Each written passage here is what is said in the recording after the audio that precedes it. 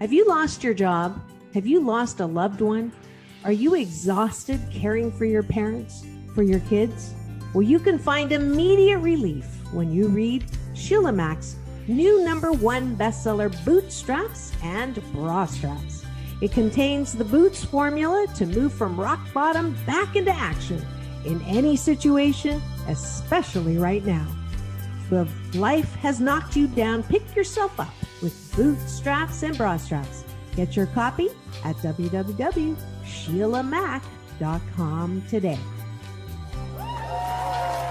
Are you ready for a reboot? Welcome to the Sheila Mack Show, reality at its finest. History reminds us those hit hardest often become the change makers. This year, we've all hit crazy economic, social, and emotional rock bottoms. We all get knocked down. Something hits globally, locally, personally. It affects our health, finances, our relationships. We have to recreate a business or career. Each show, Sheila and her special guest will be sharing their reboot stories, guiding you with real solutions to upgrade and up-level emotionally, mentally, physically, spiritually, and financially. Here on NBC's KCAA Radio. If you're ready to pull yourself up by the bootstraps and bra straps, enjoy a listen.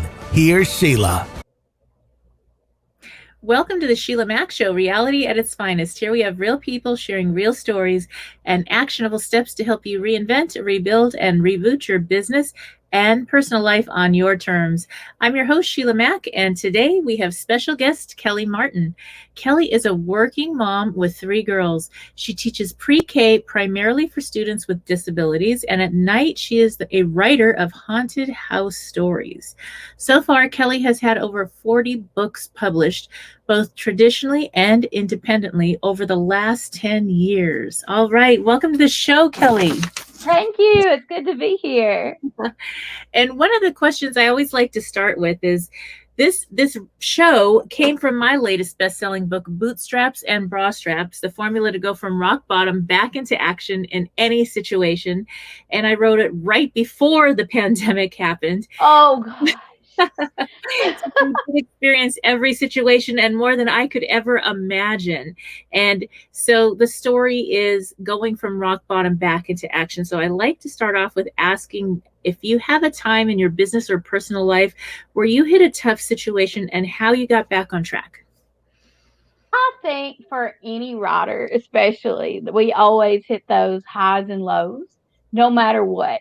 Like sometimes we could, I don't know, just have the imposter syndrome or think, oh no, this book is not going the way I want it to go, or it didn't sell like I thought it would, or, different things like that.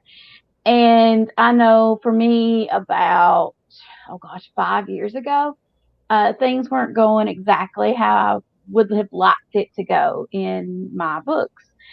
Or in my author career. And, 3 kids and a full-time job. And writing's a full-time job anyway. Mm-hmm. And then you add everything else on top of it. And sometimes you're like, why am I even doing this to myself, Mm-hmm. But then it was kind of like a crossroads. When I was trying to figure out why I was doing it. Originally, I started writing because I wanted to be a stay-at-home mama. That was the goal. I was going to try to make enough to stay home with the girls. That never exactly happened. So, I make enough to pay, some pretty good bills, but not enough and not consistently to take, my teaching salary. Mm-hmm. So, at the time I was like, okay, I was getting burned out. I was working 8 hours a day and then coming home in between, working 8 hours at night, basically. I didn't sleep very much. I was putting out about 8 books a year, actually. And, the sales were coming, but not as consistently as it needed to be. So I was like, okay, why am I even doing this? So I thought, the crossroads I was thinking about was, okay, I can look and find a genre that I might not like as much, Mm-hmm. but write it and maybe make enough for the income goal, because that was the original goal. Or I can write stuff that I want to write. Not that I wouldn't like that, but things that I'm more passionate about writing, things I love to read. And think of it more as a thing for me. And that took the money pressure off of it. That took the, I don't know, just all the pressure that you put on yourself. And way back when I started, I don't know when you started writing, but when I first started, they said to write in every genre you could get into, to spread out, as it were. So when I first started, my first book was a Christian fiction. My second book, my first two or three were Christian fiction. Then I wrote contemporary. Then I wrote Regency. Then I wrote paranormal, and then I wrote a YA mystery.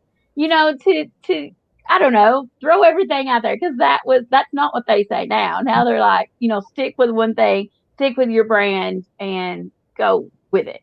Huh. But at the time, I had all these books and all these different genres and no specific branding.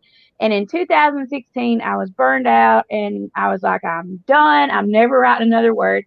And I have a friend, and I think that's one of the biggest and the best advice that I can give anybody, is have somebody in your field that understands. She knew what I was going through. And I was like, I can't do this anymore. It was been so easy. I say it would be easy to quit. I said I was going to quit. I said I was never going to write another word. I was just going to, be a mama and a teacher, which is fine. I love both. And I was going to, go home. And she was like, and I was telling her about it. She was like, okay. So why did you start writing in the first place? And I was like, well, to make money and stay home. And she was like, okay, no, why did you pick writing? Because there's so many other things you can do, to stay home and make money, and probably make more money than being a writer. And I was like, well, I like telling stories. I love writing stories. I just like the process of writing. I think it's fun. Like now, when I get up in the morning, the very first thing I do is write for before I go to work, because I have found that it's my decompressor. I guess it's my way to chill out, which is weird. The thing that caused so much stress before, now it's my way to relax. But that's how it worked out, that I figured out it was my way to relax.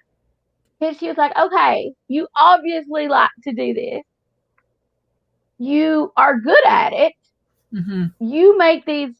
You're the one that made these expectations. Nobody else made them for you. I'm an indie published author. Mm-hmm. I made it myself. I don't have I do have traditionally published books, but I don't have any of the big five, publishers being like, you need to do this, this, and this. It was all things I put on myself.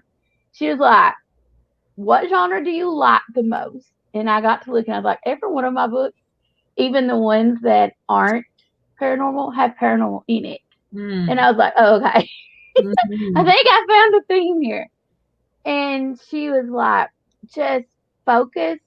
And she was like, now, why do you like to do it? And I was like, well, of course, as a teacher and a mama and a wife, I have people, depending on me quite a bit.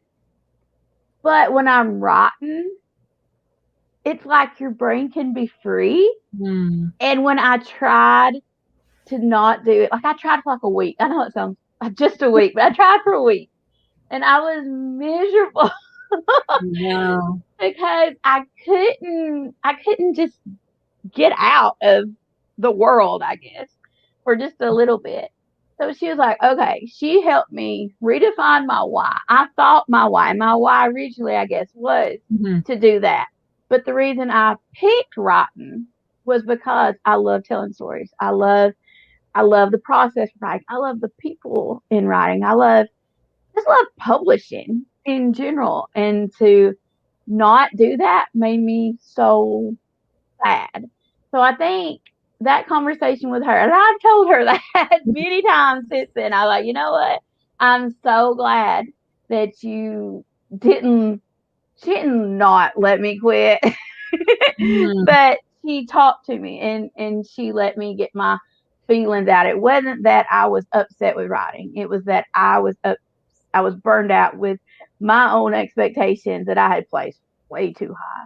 Uh, And once I redefined what I wanted, why I started it, I started writing paranormal books, just plain paranormal books, straight through. Didn't try to do the whole, you know how when you have writer courses or whatever, and they're like, you need to do this and you need to do that, and of course you do it because they told you to. And I stopped doing all that.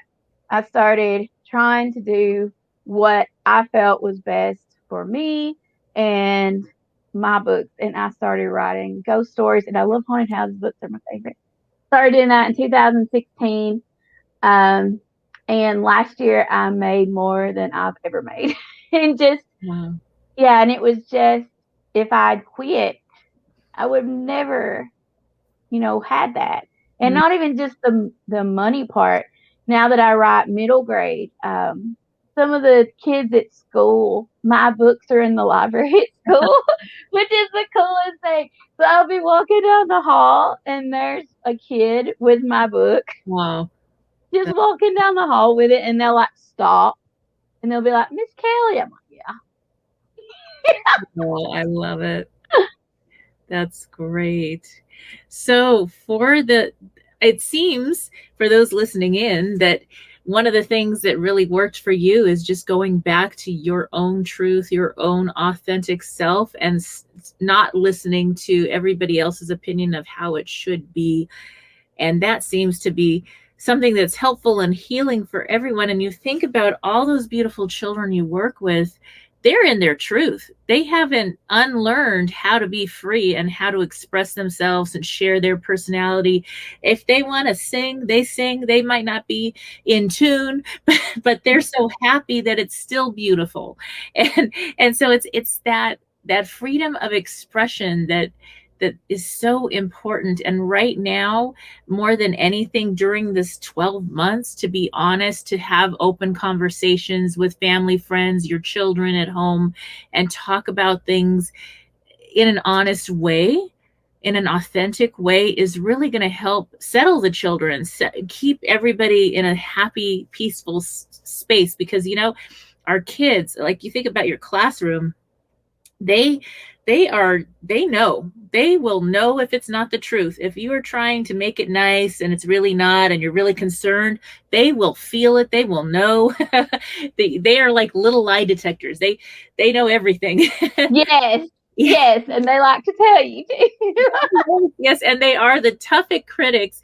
I remember I actually taught at a Waldorf school and a Montessori school, so I did both Oh. of teaching over the years, and I have 6 of my own children now grown. I fostered to adopted three from birth, and so this big family. And it was so interesting because those kids in the classroom, they would let me know if I was off or if something didn't feel right that they heard or whatever. They really did. And so they were my greatest teachers, really. I was teaching them, but they were teaching me different Oh yeah. Definitely. Definitely. Yeah, we had a lesson today on there was this book called The Boy Who Wanted to Be a Frog, and in the book the boy wanted to be the frog and the frog wanted to be the boy.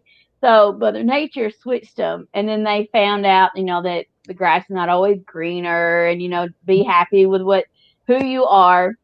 And as a little exercise, we did talk about, that you need to, you're the best self you are. You don't try to be somebody else. But it's a fun little thing because they're 4 and 5. I was like, okay, if you could switch with any animal, what would you switch with? And of course, they were saying dogs and cats. And there was this one little person, and she said, I don't want to change. I like myself. And I was like, what? That's That's the perfect. best thing ever. That is so wonderful at a young age to feel Yes. that and know that. That is incredible. Now I'm wondering, what is it about the ghost stories? What attracted you to that? Did you live in a haunted house, or what brought you to that genre? What was that? I still live in a haunted house. I don't know actually. I don't know what the root cause of this was. I do know that it's kind of weird when you're like, most people say my job and my writing don't really seem to mesh, but I think it does. I think it, especially like my middle grade books, the big point of it is dealing with fear. Mm, And everybody's afraid of something. I mean, and I always like, my favorite part of horror is is taking internal fears and making it external. Because you can't really, you're afraid. If you're afraid of spiders, you're afraid of spiders, but you probably can't describe why. You just are. So if you can take that and make it external, especially for kids, I think it's a great way to work through different things that might be, going on in your life and their life. But I have always loved old houses and ghost stories. Across the road from me, there used to be hmm. a huge, like I mentioned, it was like a Victorian looking old house. It was abandoned. They turned it into a haunted house one year and then they tore it down. But I love that house, Wow. and I love going abandoned house hunting and taking pictures and trying to figure out what happened, what happened in the house, why they were abandoned. Some Mm, places you go in and the curtains are still up. wow. Like, why? So Hmm. that's what I love going to see. And I think that why is what I like to write stories about. Like, why did something happen? Why did a house become empty? Why did a house become haunted or possibly haunted? What led to it? I just love the why questions, and I like trying to answer them. That, And yeah, haunted houses. that is incredible. And I mean, just writing about facing your fears and getting that fear out when you can't express it, that whole concept during the last 12 months where there was so much fear around this pandemic, this global pandemic, universal pause, whatever you want to call it, and children weren't even allowed to go to school the whole time, and all this crazy stuff. There must have been a lot of fear for your students, and I know for most, even my young adult children that are grown now, there were times where it was kind of scary for all of us. We didn't know what was next. Yeah, my kids are 15, 14, and 10.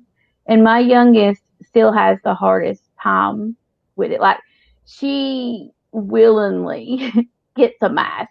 Like, we were going to school today and she's like, Mom, I don't have a mask. And I was like, it's okay. We have one. We will get you one.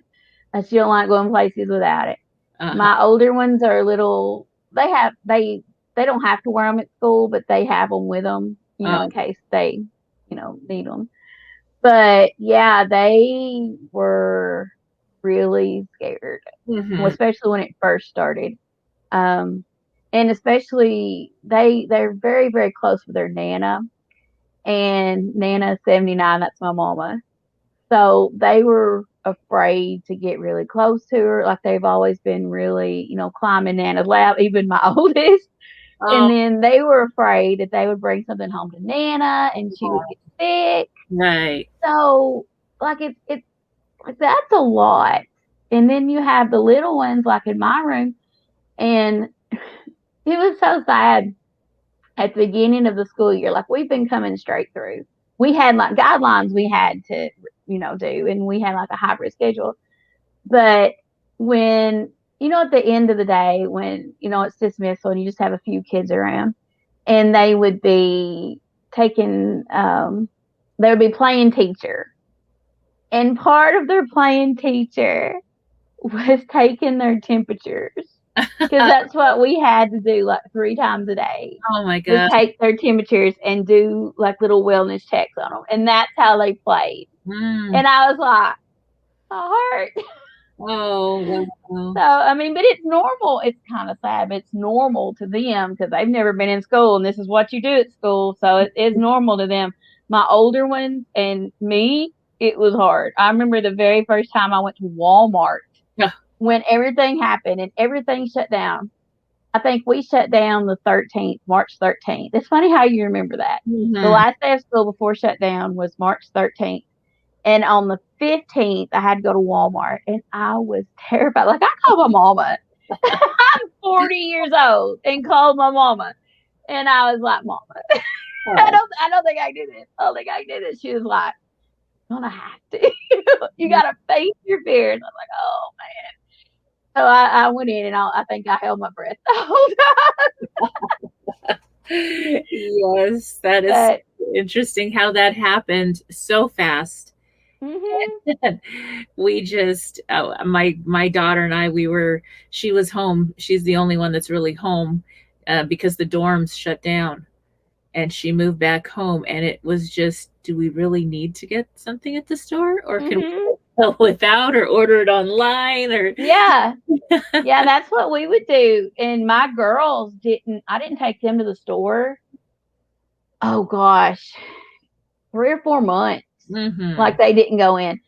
And I think over Christmas break, the only place they had been was home and school. And they didn't go to school very often. You know, it was just a hybrid schedule.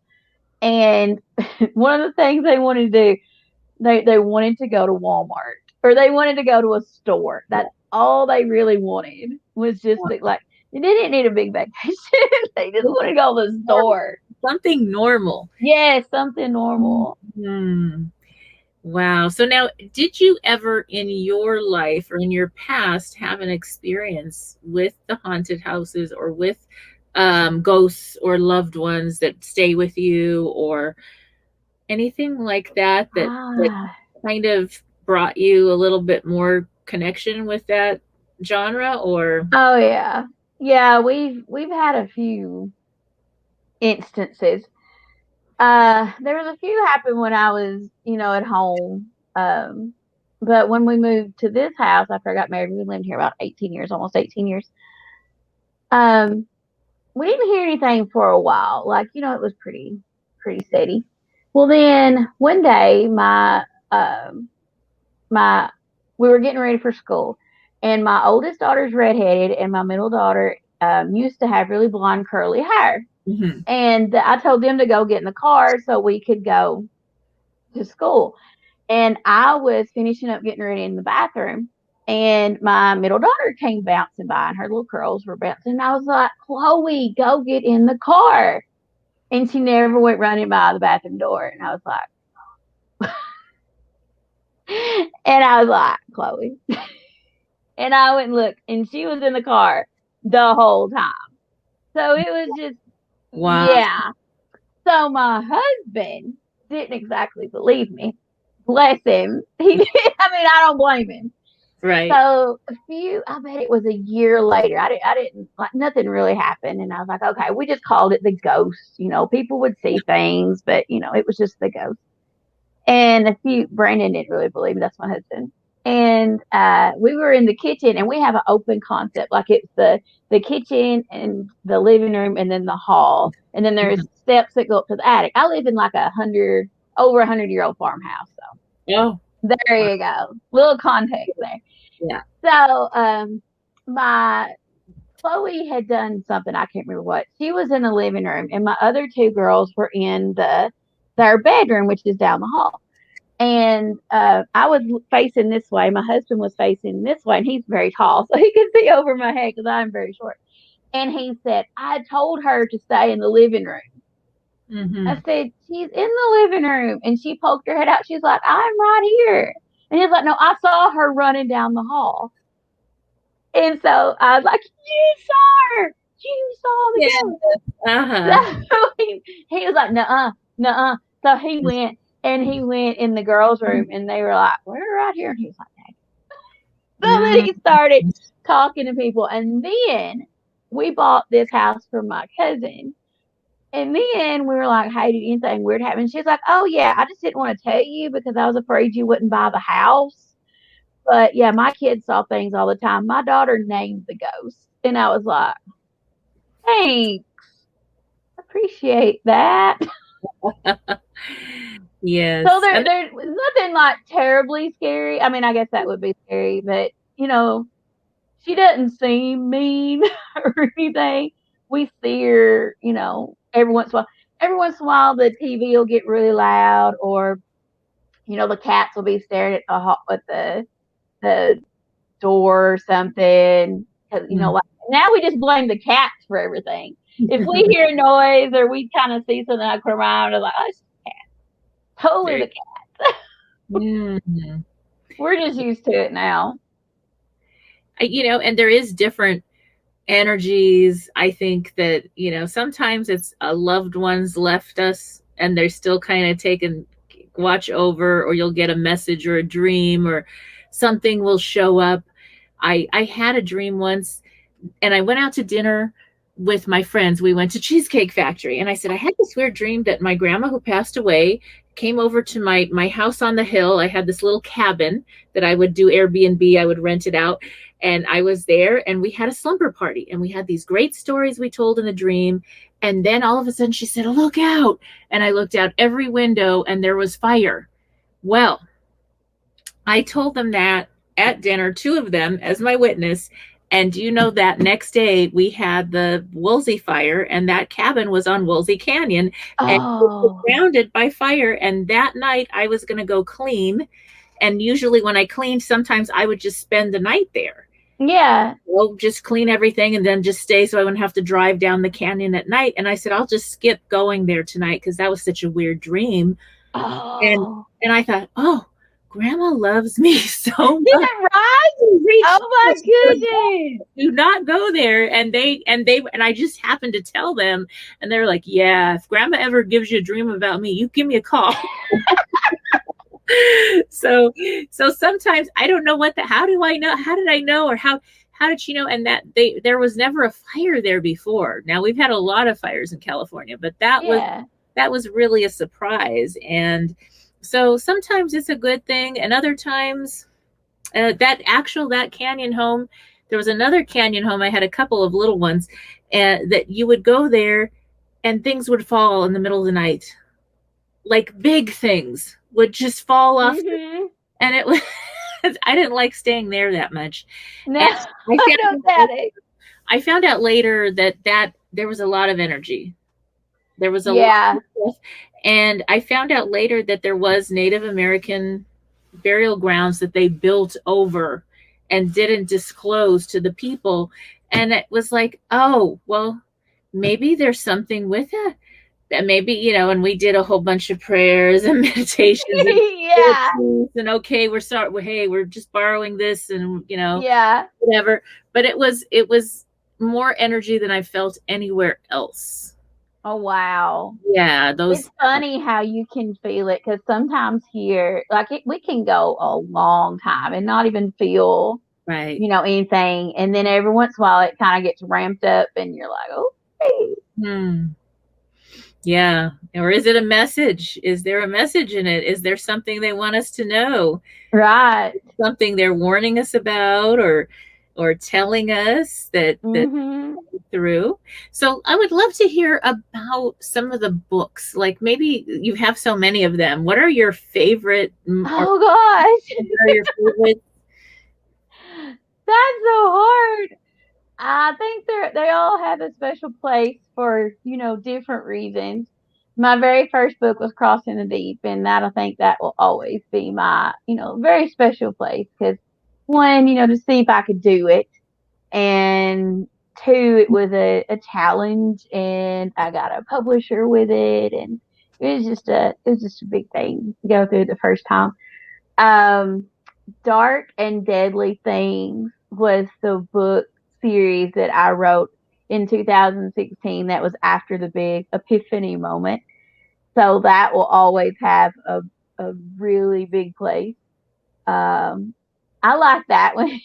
Uh-huh. The very first line of that book is let's see, how does it go? It's a strange feeling in life to watch your ghost hunter dad live on TV while eating popcorn next to your dead mother. Mm.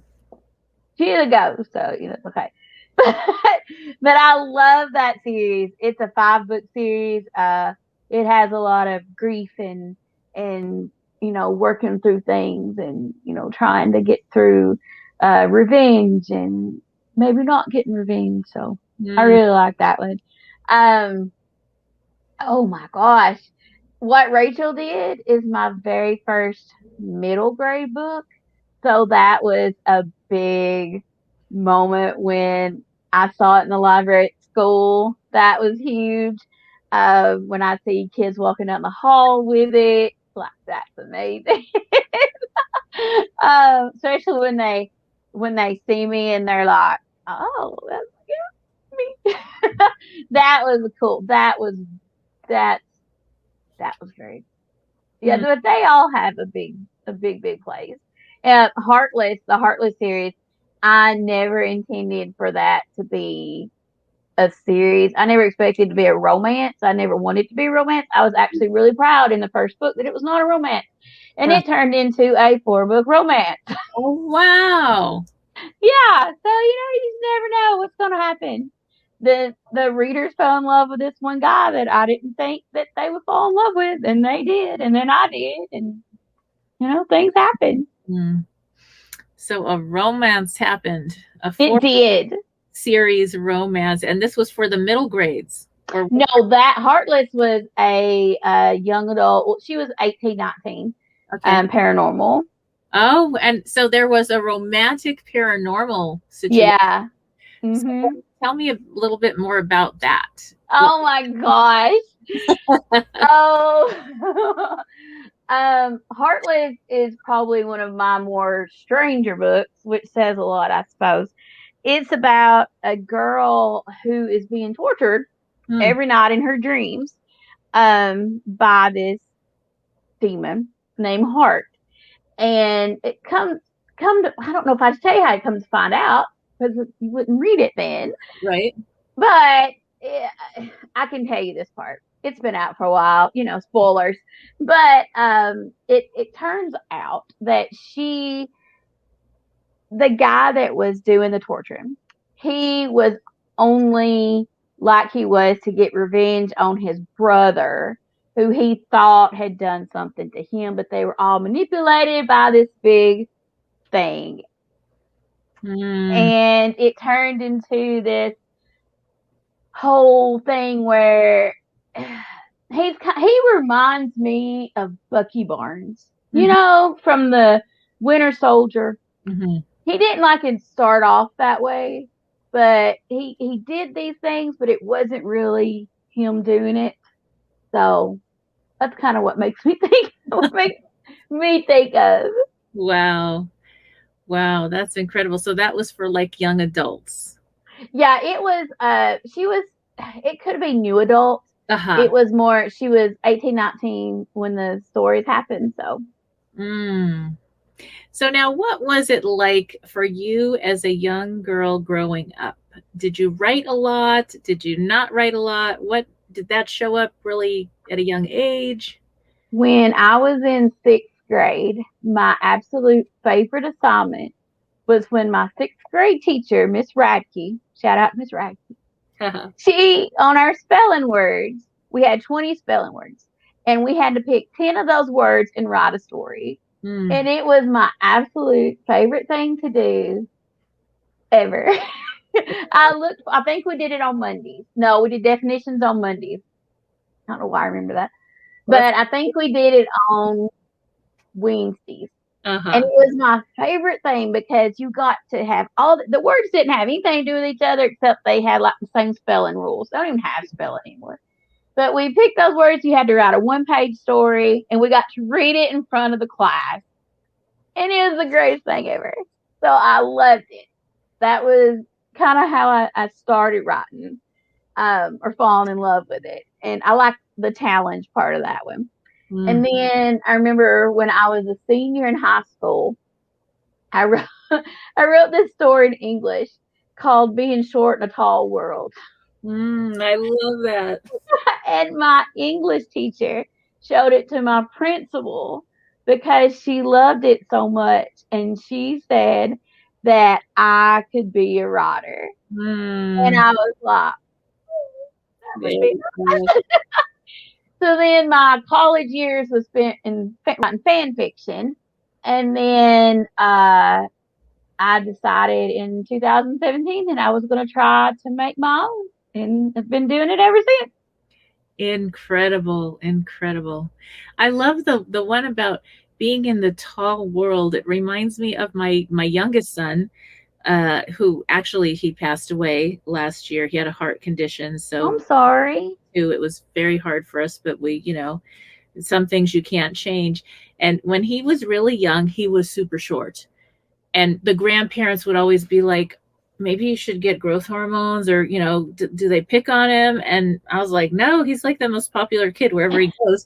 And it was funny because I asked him when he was older, I said, did it ever bother you that you were short? And he said, no, I always thought everybody was oddly tall. Just Yes, I get that. I get that. It's not your fault. It's everybody else's. Really, okay. And I loved them anyway, even if they were tall. It's okay. Not a problem. Oh, that's so sweet. Yeah, so that's something that when you think about things like that, that's so important to point out to kids. And when they have those revelations on their own, that was so cool. It's like that he had that self-esteem where he was okay. He was like that young girl you mentioned. Yeah. Oh, I'm okay with who I am. Yeah. I'm gonna be something else. I'm good with who I am. Yeah. Yeah. That would be so nice to be like. Yes, it's important. And that's something that, how do we combat that? There's so many things that go on in school, at home, with bullying, with the kids end up picking on each other, this and that. How do you work with that as a teacher? Oh gosh.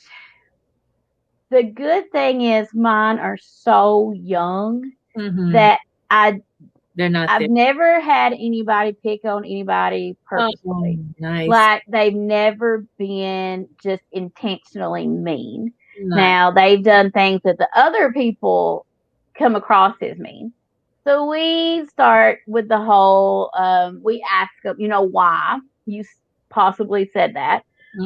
If they said something like, I don't know, nobody's ever said this, but for example, will be like, well, I said he stunk because, he smells, that's not something, but anything. And we're like, okay, would you want somebody to say that to you? No. How would you feel if somebody said that to you? Bad. Would you want to be friends with somebody? Do you want this person to be your friend? We don't say bad things to people that we want to be our friends. Or that we don't want to be our friends. But if it's going to hurt your feelings, don't say it to somebody else. The problem with 4-year-olds and 5-year-olds sometimes is they're very honest and very truthful. And sometimes they don't mean what they say to be bad. It just comes out that way, Right. Sometimes I get, Miss Kelly, you're so fluffy. Oh. Thank you. I appreciate that. Oh, in a good way. Yes. We try to, I really, really, through my whole, I've been in pre-K for 13 years. I really want my kids to leave with somebody. I know they probably won't remember it, but maybe subconsciously in their brain, they remember that somebody told them they were really smart, that they can do whatever they want to do, that to have, good self-esteem, and to be like, okay, Miss Kelly told me I could do this, and that's what then I can do it. That might be a little, I don't know, but that's my goal. I want them to leave with a big, with to know that they're important. Nice. And I do that for, all my school babies. Like, I get kind of mama bear. They're my kids. That's so important, and especially at that little precious age, it is so important. Now, what advice do you give for listeners as far as how do you balance life? You've got your home life, and then somehow you write 40 books or so more, I don't know, and then you have incredible children, and you're married. So how do you manage to structure or not structure all that? How does that all fit in? Well, when I first started, before the burnout happened, there's like pre 2016 and post 2016. I used to write any chance I got, any second I was home. If the girls didn't need anything, I was writing. I had a notebook with me. If I was doing the dishes, and I would write, something down as quick as I could. Anything, to get anything down. And I'm really lucky that I can write sort of fast. I can do 2,000 words in 20 minutes, somewhere in there. So if I'm on a roll, I can get done. I just got to have 20 minutes, which is not easy. It's not easy at all. So what I've started doing is I was having a harder time finding time to write lately. Between you, I always thought, you have older kids, so I'm sure you will laugh at me. But I always thought when they got older, it would be easier to find time. No. Which I appreciate, because I know they're going to be gone soon. So anytime they want to come in, Yeah. I guess used to I would be like, Mama's busy, if they needed something. I mean, if it wasn't life or death or whatever, I would, get up and get it. But I'd be like, no, Mama's busy. Mama's got to write so many words. Mama's got to, do this. But now if they want to come in and they need a hug or they need to talk, I'm like, okay. So I just stop what I'm doing, which totally messes up the whole writing schedule. And they used to go to bed at 8, and now they stay up till I go to bed or even later. And I was like, I don't know what to do. Right. So what I decided to do, and what has really started working really well for me, is there's a YouTuber. Her name's Charlie, and it's a reader turned writer. And she had started writing first thing in the morning, and only 30 minutes. Like, she didn't do word count. I used to be really big on word counts. Like, I had to write 2,000 words a day. I had to. So, or if I had a deadline, 5,000 words a day. And it didn't matter how long it took me to get it, I had to get it done. But she was like, so she just does 30 minutes. And I was like, oh, okay, I think I can do that. So I sit there, I get up, I get ready. And while the girls are getting ready, I sit at the computer, or I write before they get up, which is actually when I can write more, because, nobody needs mama right then. But writing those 30 minutes actually has got me more words recently than I did last year. And I write in the mornings, I get the 30 minutes in. That way I don't have to think about it the rest of the day. Last year, before I started doing this, I would be like, okay, I would wait till I got home from work to write. Well, then, things happen. Or I'm getting older, and the 4-year-olds stay 4. Yes. So by the time I get home, I'm so tired. So I would be taking naps, and then I would miss my writing time, and then I would feel bad I was missing my writing time. So if I get up at the same time. I just don't do whatever I was doing before. I read or watch YouTube or something. Now I write, and that's my 30 minutes for the day. I don't have that guilt hanging over my head. And if I come home, and usually I do come home and write, then that's just extra bonus. So that was a big thing that helped me. And also, I just started where I write down every task. I saw this in Elena Johnson's book, I think. You write down everything you have to do, and then you mark it off. Like everything. Like today was like write, shower, work, supper, interview, things like that. And then you mark it off, and you see actually how much time you have. because if I'm like, okay, I need to write, I don't know, 3,000 words today, and be like, okay, I don't have a lot to do, because if you look at my calendar, it's, just a one, this, but you have everything else you have to do too. So if you look at the big picture, you're like, okay, and it's easier to plan that way. And if you write on your to-do list to take a shower, you take a shower, you can mark it off and feel good about yourself. Yeah. I love to-do lists.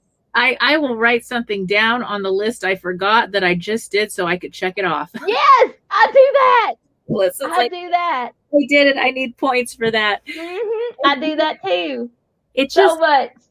yes. And then I think, I don't know, for me as a parent, I ran 5 gift stores. And then at one point when that was kind of self-operating, I became a teacher. And so I enjoyed being around my kids at the same school. I don't know if you had that luxury or not. Yeah. That was really nice, because then I knew who's playing with who, and all the kids would come to the house. And so it was really what I wanted, to be able to be close with my family while still working. Yeah. And then to learn about, being a teacher, and I got to learn about running gift stores and businesses, and we would just talk, and it would be like a fun project, educational. We would have fun with it. And that really made a difference for my kids growing up. And then when they grew up, it was like, oh, now what do I do? And I actually wrote a whole book about a chapter in my book about parenting. And then how at some point, if you do your job right, you lose that. You lose the job of parenting the way it was. And there's this whole new relationship that happens. Yeah. And so these are precious moments that you get to spend with your kids. Now, do you have little writers in your family? My middle daughter, actually, she just signed up for high school Tuesday, and she's taking a creative writing class, and I didn't know she was going to do it, and I took her to sign up, and she was like, I think I'm going to take creative writing. She told the lady, and I was sitting there like, I had my mask on, but I was trying not to show too much. And we were walking around the halls. I was like, I can't believe you took creative writing. She's like, well, it sounded interesting. I was like, I'm so excited. Yeah. Yes. I don't know how your kids were, but my kids, I mean, they knew, you're just mama. So they knew I was a teacher, and they knew I was a writer, and they saw books with my name on it, and they saw them in bookstores and whatever. And that wasn't as exciting. But when Fake Nora was in a puzzle, when it came to my house as a puzzle, like, my girls were so excited. They're like, Mama's got merch. I was like, well, that's what made them excited. Yes, isn't that great? And it's just part of when we share our talents and our essence and truth with our children, they're free to share theirs. And that really helps when they're growing up to do whatever they do. I always supported my children in whatever they loved. Yeah. It may not have been what I wanted, but that's okay, because I have my life. They get to live theirs, and they all ended up growing up doing what they loved, living their passion and their truth. And I mean, my daughter studying psychology, she would bring the kids home, or she would tell me, Mom, this girl is cutting. We need an intervention. Oh, happened. And she would bring these kids, oh, this is terrible, what's going on in the house, there's all this beating up and we need to help. I mean, and she didn't bring she brought children, and this is her passion. Yeah. And now she works at a foster home for young pregnant moms and their babies they're in placement, they're in foster care at a and so that's what she does. And she probably looks 15. She's 25. She looks really young. She doesn't do a lot of makeup and all that. And she's been there like 3.5 years, still going to school for her, you have to get like a PhD to get your licensing. Yeah. And she loves it. That's just her thing. Wow. Yeah. So it's and it was good because you got to encourage her for that when she was younger. Yes.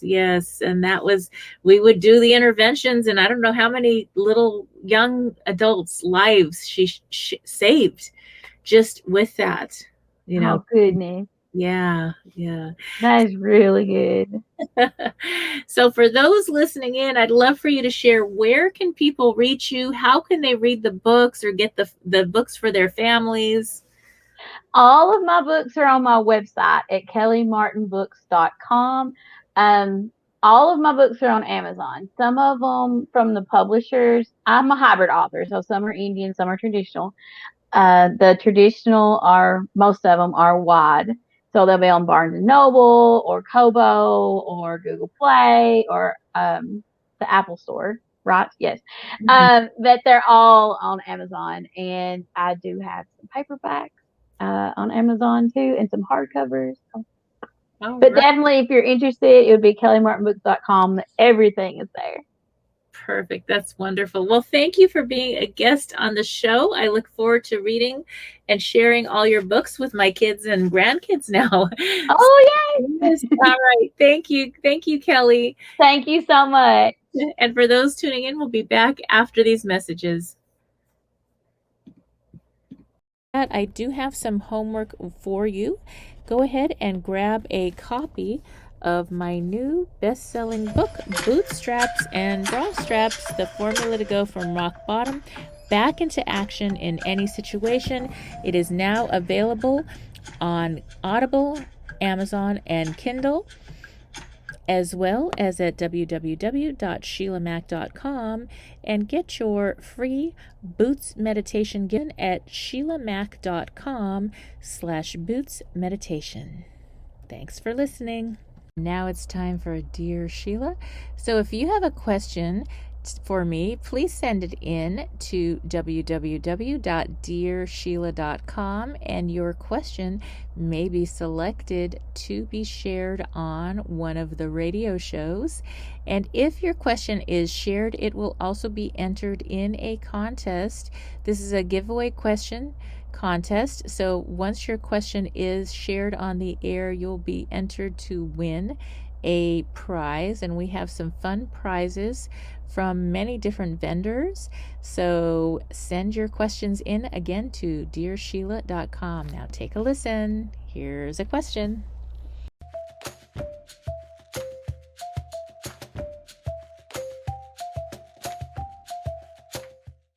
Dear Sheila, I struggle with really bad panic attacks. Sometimes it gets so bad that it gets triggered at work and I will have to leave because I can't stop crying. I can't live like this anymore. I'm thinking about trying medication because I want to get in control of my thoughts and my breathing. Because I've heard that meditation helps with anxiety. What do you think about that? What advice can you give me about meditation versus medication? And what techniques work best to conquer anxiety? Signed, Struggling to Breathe.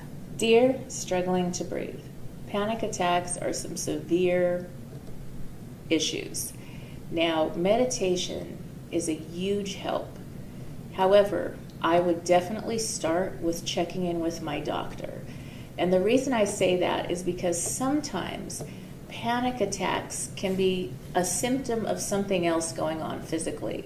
So I would suggest that you go to your doctor, have them do a regular physical exam, and let them know what's going on.